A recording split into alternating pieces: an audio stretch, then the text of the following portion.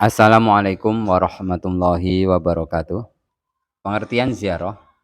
Secara bahasa, ziarah artinya berkunjung.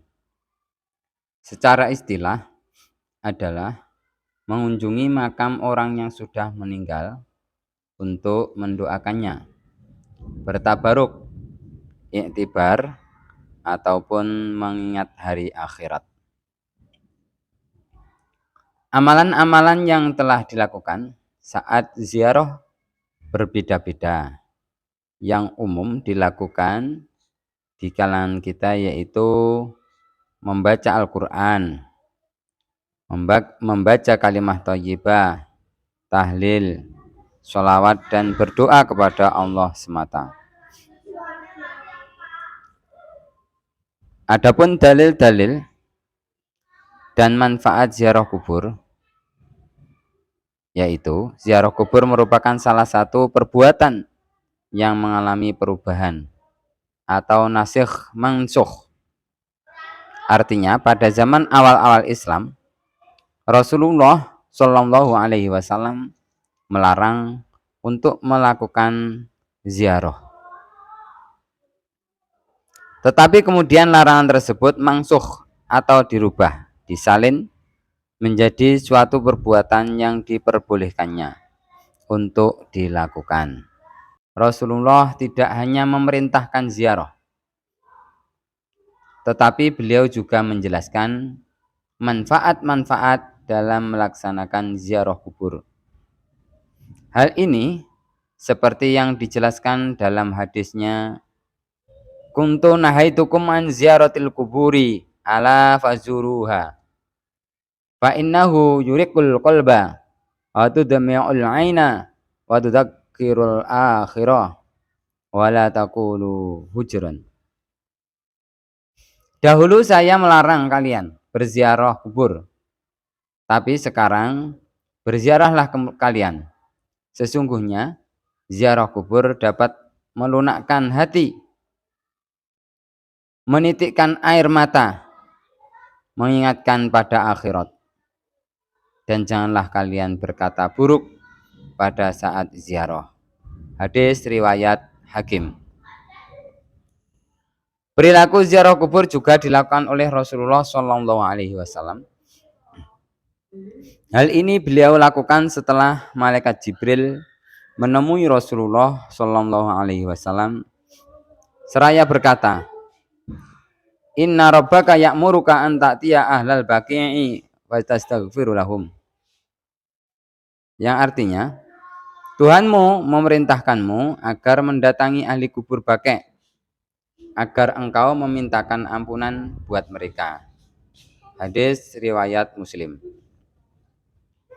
Setelah adanya perintah Allah untuk menziarahi kubur ahli Baqi', Rasulullah membiasakan menziarahinya tempat tersebut pada saat giliran menginap di rumah Aisyah radhiyallahu anha.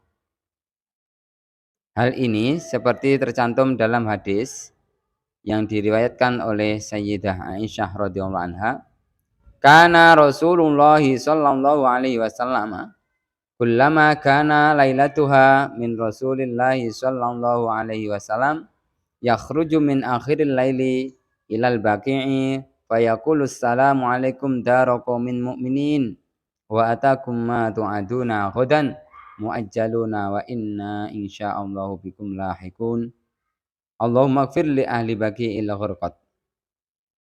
Yang artinya Rasulullah Shallallahu Alaihi Wasallam setiap kali giliran menginap di rumah Aisyah radhiyallahu anha, beliau keluar rumah pada akhir malam. Beliau menuju ke makam Baqi' seraya mengucapkan salam. Salam sejahtera atas kalian wahai penghuni kubur dari kalangan kaum mukmin. Segera datang apa yang dijanjikan pada kalian besok. Sungguh kami insya Allah akan menyusul kalian. Ya Allah, ampunilah penghuni kubur Baqi' Gharqad. Hadis riwayat Muslim.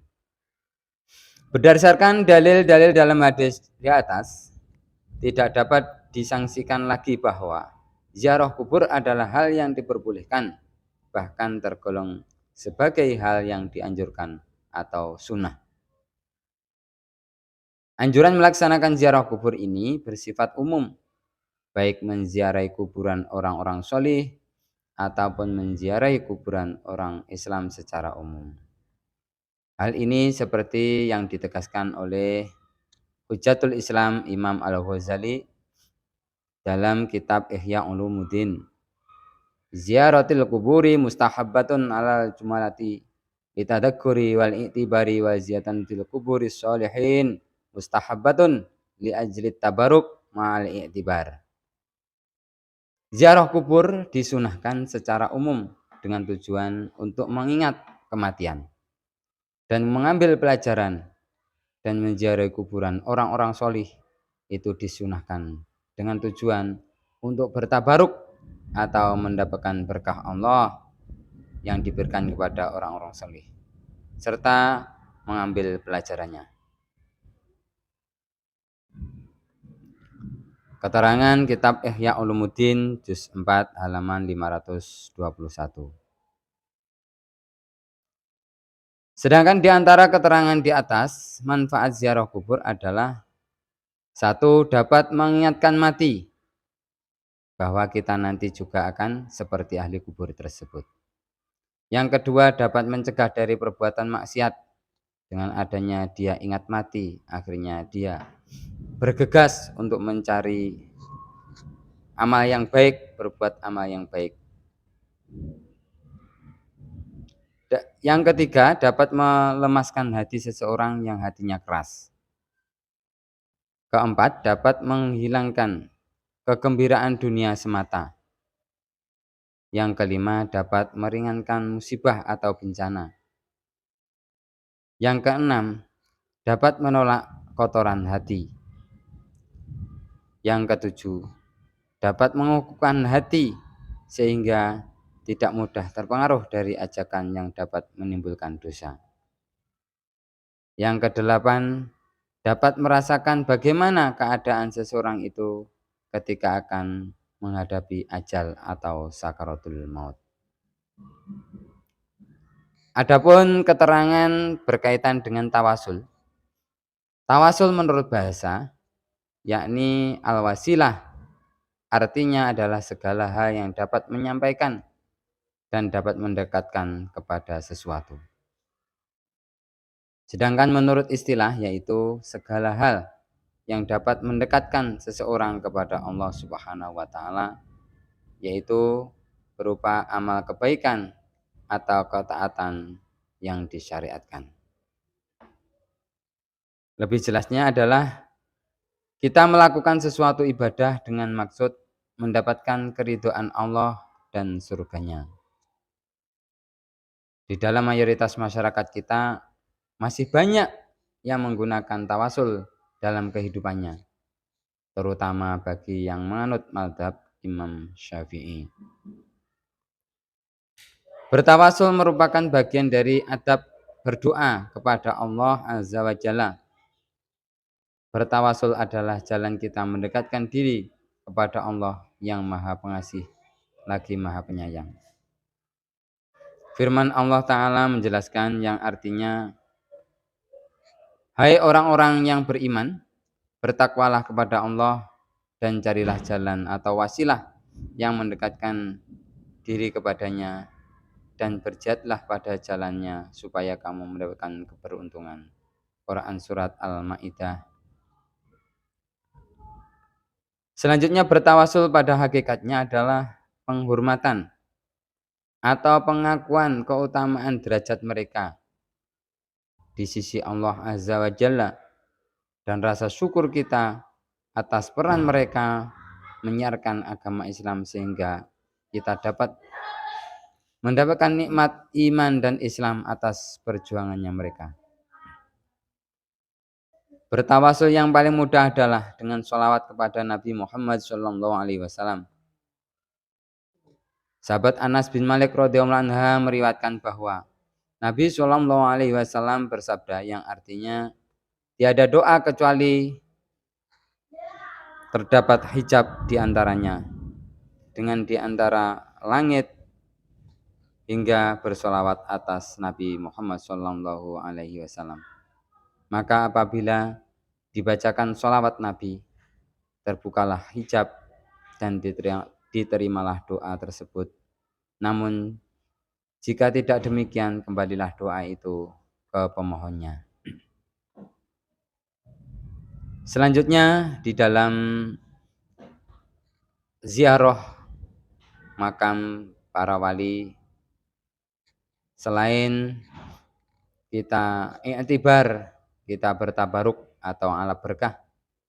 Tabaruk berasal dari kata al-barakah yang artinya adalah al-barakah adalah tambahan dan perkembangan dalam kebaikan atau ziyadatul khair, bertambahnya kebaikan. Hal ini seperti yang ditegaskan oleh Imam Al-Ghazali dalam kitab Ihya Ulumuddin, ziyaratul kuburi mustahabbatun alal jumlati litadakkuri wal i'tibari wa ziyadatan wa ziyaratul kuburi sholihina mustahabbatun li ahli tabaruk ma'al i'tibar. Yang artinya ziarah kubur disunahkan secara umum dengan tujuan untuk mengingat dan mengambil pelajaran, dan menziarahi kuburan orang-orang soleh disunahkan dengan tujuan untuk bertabaruk, mendapatkan berkah dari Allah, yang mana berkah tersebut diberikan kepada orang-orang yang soleh tersebut, serta dapat mengambil pelajaran dari orang-orang yang diziarahi. Ihya Ulumuddin juz 4 halaman 521. Yang perlu digarisbawahi dari semua itu adalah yang mengabulkan doa hanyalah Allah sendiri, tidak ada yang lain. Jangan berkeyakinan yang mengabulkan doa kita adalah para wali yang diziarahi. Adapun di dalam kita berziarah ada beberapa adab atau tata krama yang perlu diperhatikan.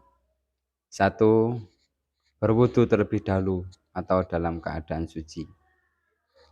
Yang kedua, mengucapkan salam kepada ahli kubur sesuai yang diajarkan oleh Rasulullah. Yang ketiga, menghadap kiblat saat mendoakan ahli kubur. Yang keempat, mengirimkan pahala bacaan Al-Quran, sholawat, kalimah thayyibah, serta mendoakan kepada ahli kubur. Yang kelima, jangan duduk atau menginjak-injak bagian atas kuburan.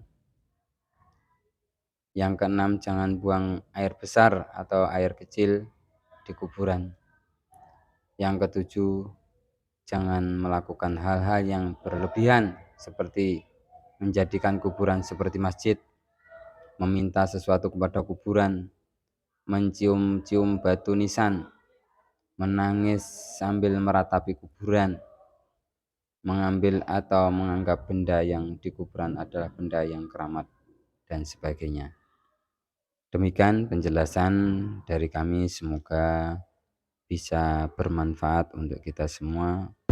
Wa akhiran wabillahi taufiq wal hidayah. Wassalamualaikum warahmatullahi wabarakatuh.